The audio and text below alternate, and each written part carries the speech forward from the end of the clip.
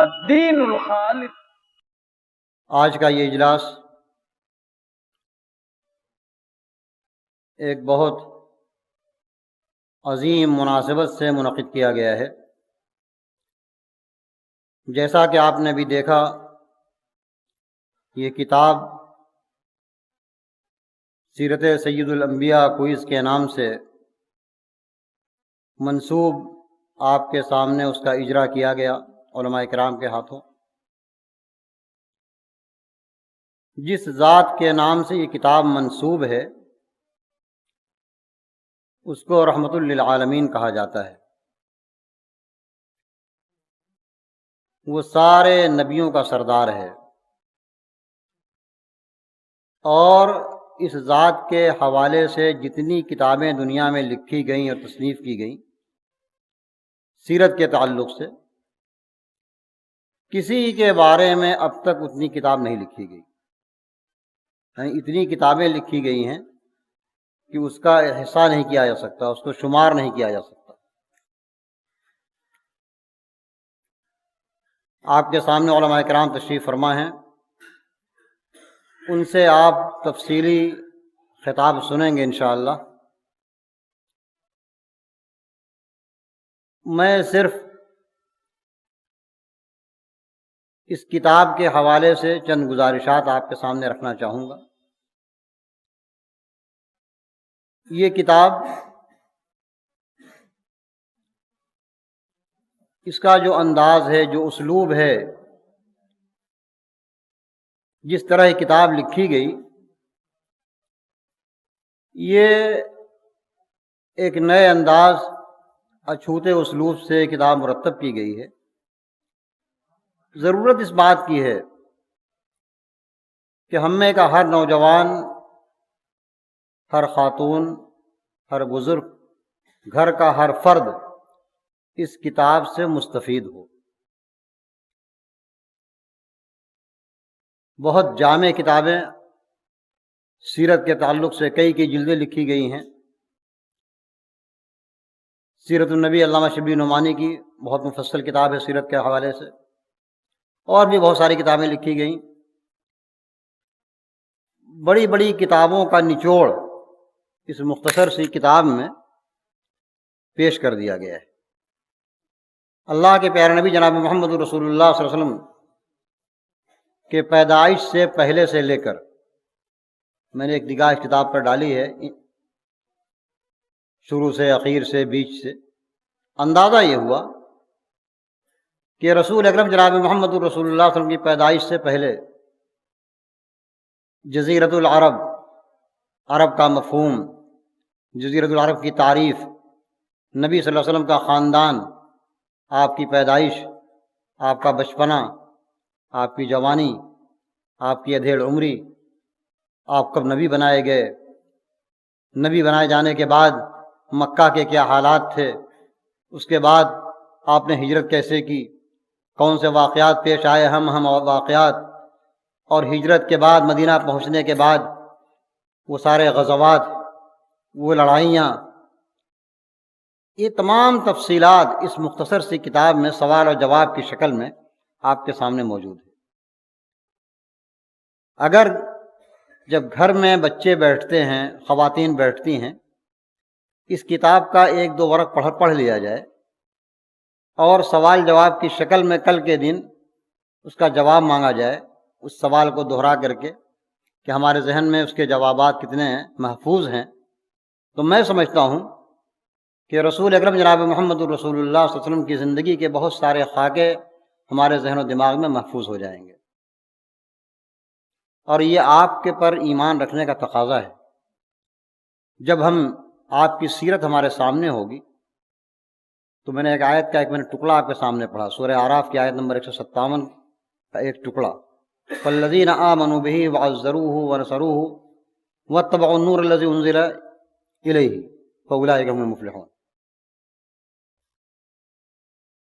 جو لوگ آپ پر ایمان رکھتے ہیں، اور ایمان کا تقاضا بھی یہ ہے کہ ہم جس ذات پر ایمان رکھیں اس کے بارے میں ہمیں جانکاری ہونی چاہیے۔ ہم میں سے ہر مسلمان وہ کسی بھی مکتبہ فکر سے تعلق رکھنے والا ہو، سب نبی کے محبت کے دعوے دار ہیں، اور یہ ہونا بھی چاہیے۔ اگر نبی کی محبت نہیں ہے، ابھی آپ نے وہ شعر سنا، محمد کی جس دل میں الفت نہ ہوگی، سمجھ لو کہ قسمت میں جنت نہ ہوگی۔ تو محبت کا تقاضا یہ ہے کہ ہم آپ کو پہچانیں، آپ کو سمجھیں، نبی کس ماحول میں آئے تھے، اور آپ نے اپنے نبوت اور رسالت کے مشن سے کس طریقے سے ماحول بدلا، کیسے وہ بیچارے لوگ جن کو بدو کہا جاتا تھا دنیا کی نگہبانی کرنے لگے، اور اس کے بعد فالذین آمنوا بہ وعزروہ، جو لوگ آپ پر ایمان رکھتے ہیں اور پھر آپ کی توقیر اور عزت کرتے ہیں، ونصروہ، اور آپ کی مدد کرتے ہیں۔ آج آپ کی مدد آپ کیسے کریں گے؟ آپ کے قرب و جوار میں بھی آپ تقریر سن رہے تھے کہ نبی صلی اللہ علیہ وسلم کی سنت اس کو پامال کیا جا رہا ہے، نبی کی سنت کی توہین ہو رہی ہے۔ ایک طرف مسجد میں اذان دی جاتی ہے، حی علی الصلاۃ حی علی الفلاح کی آوازیں بلند ہوتی ہیں، مسجد کے پڑوس میں اتنے زور زور سے گانے کی آوازیں ہوتی ہیں، میوزک کی آواز ہوتی ہے۔ اس وقت آپ کے ایمان کا تقاضا یہ ہوتا ہے، نبی سے محبت کا تقاضا یہ ہوتا ہے کہ آپ نبی کی مدد کریں، یعنی لوگوں کو سمجھائیں کہ یہ نماز کا وقت ہے، یہ اذان کس بات کا متقاضی ہے، یہی نبی کی مدد ہے۔ وَنَصَرُوهُ وَاتَّبَعُوا النُّورَ الَّذِي أُنزِلَ مَعَهُ، اور جو لوگ اس نور کی پیروی کرتے ہیں جو آپ کے ساتھ نازل کیا گیا۔ وہ کون سا نور ہے؟ یہ قرآن کا نور، رب العالمین کی جانب سے یہ قرآن آیا، یہ اللہ کا نور ہے، یہ آپ لوگوں کے لیے ہدایت کا سرچشمہ ہے۔ فَأُولَٰئِكَ هُمُ الْمُفْلِحُونَ، یہی لوگ کامیاب ہوتے ہیں۔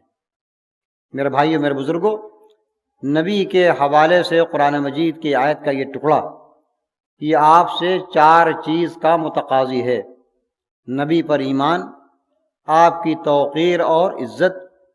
آج تو ہم توقیر کا معاملہ، عزت کا معاملہ بھی اپنے سے طے کرتے ہیں، کون نبی کا گستاخ ہے اور کون نبی کا عاشق ہے، اس کا معیار ہم طے کرتے ہیں۔ آپ اس آیت کو پڑھیے، اس کی تفسیر کو پڑھیے کہ نبی سے محبت کی علامتیں کیا ہو سکتی ہیں، آپ کی توقیر کیسے کی جا سکتی ہے۔ وَعَزَّرُوهُ وَنَصَرُوهُ، اور پھر نبی کی مدد، یعنی آپ کے سنت کی مدد، آپ کے دین کی مدد۔ اگر آپ کے اوپر کوئی الزام تراشی کی جا رہی ہے، نبی کی توہین کی جا رہی ہے، تو اس کا ہم کیسے دفاع کریں؟ یہ تمام چیزیں آپ کے مدد میں شامل ہے۔ اور پھر قرآن کریم کی پیروی، وَاتَّبَعُوا النُّورَ الَّذِي أُنزِلَ مَعَهُ، وہ قرآن جو آپ کے ساتھ نازل کیا گیا، اس کی پیروی کی جائے۔ یہ چیزیں اگر ہمارے اندر موجود ہیں تو آپ خوش نصیب ہیں۔ وَأُولَٰئِكَ هُمُ الْمُفْلِحُونَ، یہی لوگ کامیاب ہیں، یہی لوگ فلاح پانے والے ہیں۔ میرے بھائیو، میرے بزرگوں، اللہ کے نبی صلی اللہ علیہ وسلم کی اگر ہم مدد نہیں بھی کریں گے تو بھی نبی اکرم جناب محمد رسول اللہ صلی اللہ علیہ وسلم کی مدد اللہ تعالیٰ کرے گا۔ اللہ کا دین ضائع نہیں ہو سکتا۔ یہ قرآن اگر ہم اس کی مدد نہیں کریں گے، اللہ اس کا محافظ ہے۔ اِنَّا نَحْنُ نَزَّلْنَا الذِّكْرَ وَإِنَّا لَهُ لَحَافِظُونَ، ہم نے قرآن کو نازل کیا ہے، ہم اس کی حفاظت کریں گے۔ نبی کی مدد چھوڑ دیں گے، قرآن نے کیا کہا؟ إِلَّا تَنْصُرُوهُ فَقَدْ نَصَرَهُ اللَّهُ إِذْ أَخْرَجَهُ الَّذِينَ كَفَرُوا ثَانِيَ اثْنَيْنِ إِذْ هُمَا فِي الْغَارِ إِذْ يَقُولُ لِصَاحِبِهِ لَا تَحْزَنْ إِنَّ اللَّهَ مَعَنَا۔ قرآن مجید کی وہ آیت کہ لوگو، اگر تم رسول کی مدد نہیں کرو گے تو اللہ رب العالمین نے اپنے رسول کی مدد تو اس وقت کی، فقد نصرہ اللہ اذ اخرجہ الذین کفروا ثانی اثنین، جبکہ کافروں نے انہیں مکہ سے نکال دیا تھا، جب شہر بدر ہونے پر مجبور کر دیا تھا، اور جب غار میں، غار ثور میں، وہ ایک دوسرے تھے، ان کا ایک ساتھی تھا اور وہ تھے ابو بکر تھے، ابو بکر کے ساتھ آپ تھے، ثانی اثنین اذ ہما فی الغار۔ کب اللہ نے مدد کیا؟ اذ یقول لصاحبہ لا تحزن ان اللہ معنا۔ آپ اس منظر کو یاد کیجئے، میں اس تفصیل میں نہیں جانا چاہتا کہ نبی صلی اللہ علیہ وسلم ہجرت کی رات کیسے مکہ سے نکلے اور کس طریقے سے حضرت ابوبکر صدیق نے غار ثور پہاڑ کے چوٹی پر جو غار ہے کس طریقے سے اپنے کاندھے پر لے کر کے ابوبکر صدیق آپ صلی اللہ علیہ وسلم کو لے کر غار کے پاس گئے۔ سیرت نگاروں نے لکھا ہے کہ اپنے کاندھے پر اٹھا کر کے ابوبکر صدیق انہیں وہاں لے گئے تھے۔ اور خلاصہ یہ کہ جب اس غار میں پہنچے اور جب مکہ میں یہ اعلان ہو گیا کہ محمد اور ابوبکر کو زندہ یا مردہ حاضر کیا جائے اور ہر ایک کے بدلے 100 اونٹ ملے گا، تو تلاش کرنے والے کھوجی لوگ اس غار تک پہنچ گئے۔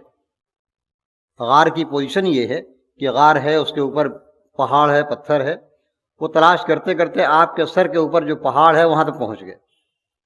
ابوبکر نے کہا تھا کہ اے اللہ کے نبی صلی اللہ علیہ وسلم، اگر یہ لوگ سرگوشی کر رہے ہیں، اگر یہ لوگ اپنی نگاہ نیچی بھی کر لیں گے ایسے تو ہم لوگوں کو دیکھ لیں گے۔ تو اس موقع پر کیا کہا تھا ابوبکر نے؟ ابوبکر کو اپنی فکر نہیں تھی۔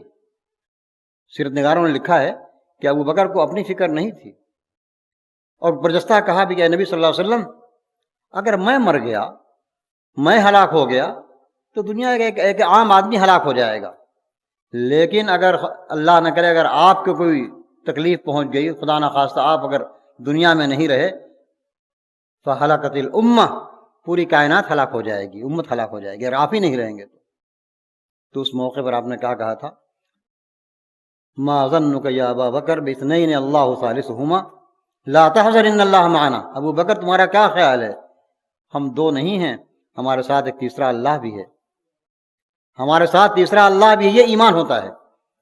لا تحزن ان اللہ معنا، فکر مت کرو، غم مت کرو، اللہ ہمارے ساتھ ہے۔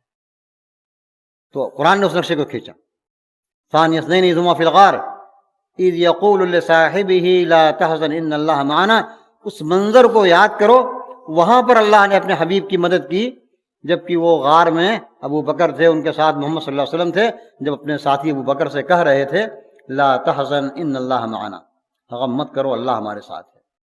فانزل اللہ سکینتہ علیہ، تو اللہ رب العالمین نے ان پر سکون نازل کر دیا، اطمینان نازل کر دیا۔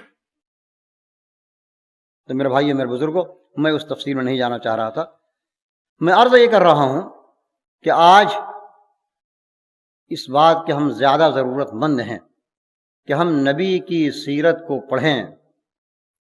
اس کی یہ کتاب بہت مختصر کتاب ہے، اور جن کتابوں پر اعتماد کر کے یہ کتاب تیار کی گئی ہے وہ معتبر کتاب ہے۔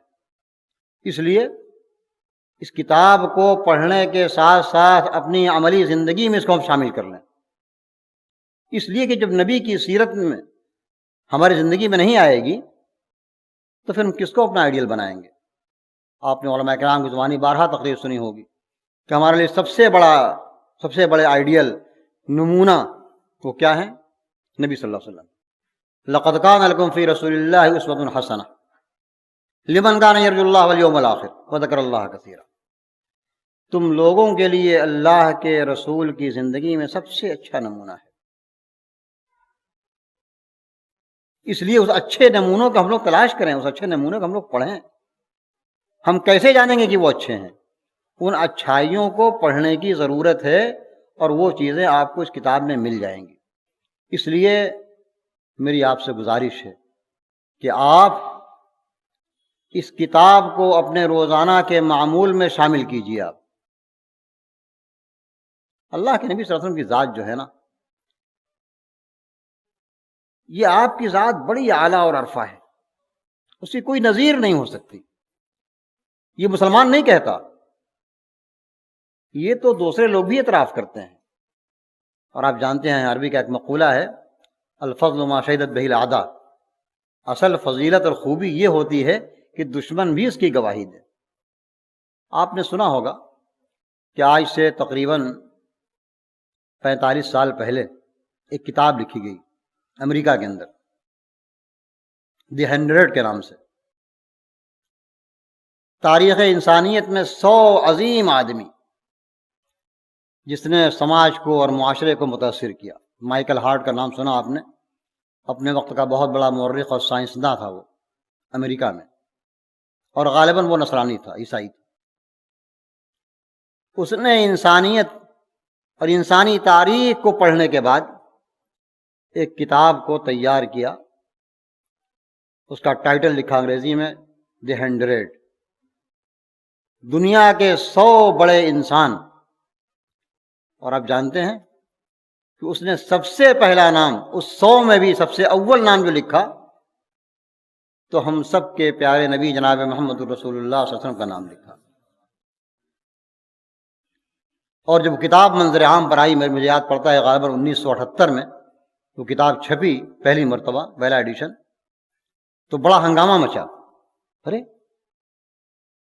ایک عیسائی غیر مسلم شخص کتاب لکھ رہا ہے اور دنیا کے 100 بڑے انسانوں میں اس نے سب سے پہلا نام جو دیا تو اپنے مذہب کو نہیں دیا، اپنے ریفارمر کو نہیں دیا، اپنے پیشوا کو نہیں دیا، اپنے نبی کو نہیں دیا، اس نے محمد صلی اللہ علیہ وسلم کا نام لکھا. بڑا اس پر اعتراض ہوا، سوالات کیے گئے، تم نے ایسا کیوں کیا؟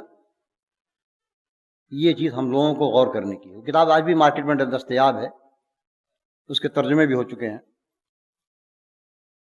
تو اس نے معقول جواب دیا، کہا دیکھو میں نے آپ کا نام ہمارے نبی حضرت عیسیٰ علیہ السلام، اگر ہم ان کی زندگی کی تمام تفاصیل کو جاننا چاہیں نہیں ملے گی ہم کو. کچھ گوشے ملتے ہیں، کچھ تعلیمات ملتی ہیں، اور ایک طرح سے ان کی تعلیمات کے اندر دنیا سے بیزاری نظر آتی ہے بالکل. لیکن محمد صلی اللہ علیہ وسلم کی زندگی وہ زندگی ہے، آپ کی زندگی کا ایک ایک گوشہ، بچپن سے لے کر جوانی، ادھیڑی، بڑھاپا، پوری تفاصیل آپ کی زندگی میں اور پورے طریقے سے محفوظ ہیں وہ. اور پھر آخرت ہی نہیں، اس کے ساتھ ساتھ دنیا کی تعلیمات، دنیا کے اندر انسان رہ کر کے اپنی دینداری کو کیسے برقرار رکھ سکتا ہے، تو اتنی جامع اور مفصل اور مکمل زندگی دنیا کے کوئی بھی ریفارمر ہے وہ نہیں ملتی ہم کو. ہم نے ان تمام چیزوں کا جائزہ لینے کے بعد ہم نے دیکھا کہ محمد صلی اللہ علیہ وسلم کی زندگی وہ ایک مکمل زندگی ہے جو انسان کے لیے نمونہ بن سکتی ہے. اسی لیے ہم نے ان کا نام 100 میں بھی سب سے اول جگہ رکھا ہے. تو میرے بھائیوں، یہ وہ ذات گرامی ہے جس کی گواہی دوسرے لوگ بھی دیتے ہیں.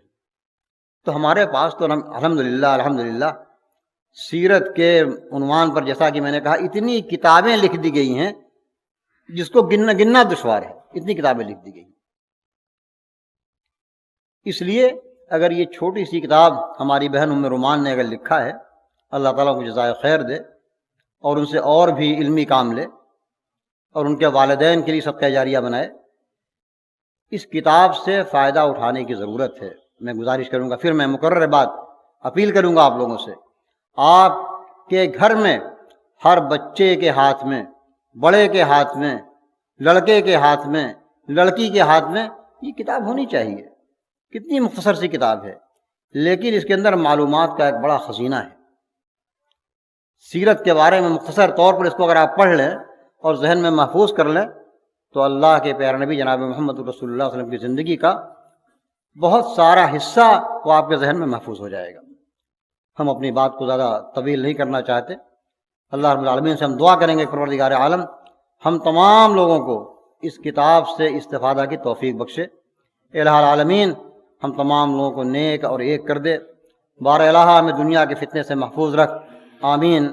اقول قولی ھذا واستغفر اللہ لی ولکم ولسائر المسلمین من کل ذنب فاستغفروہ انہ هو الغفور الرحیم. والسلام علیکم ورحمۃ اللہ وبرکاتہ.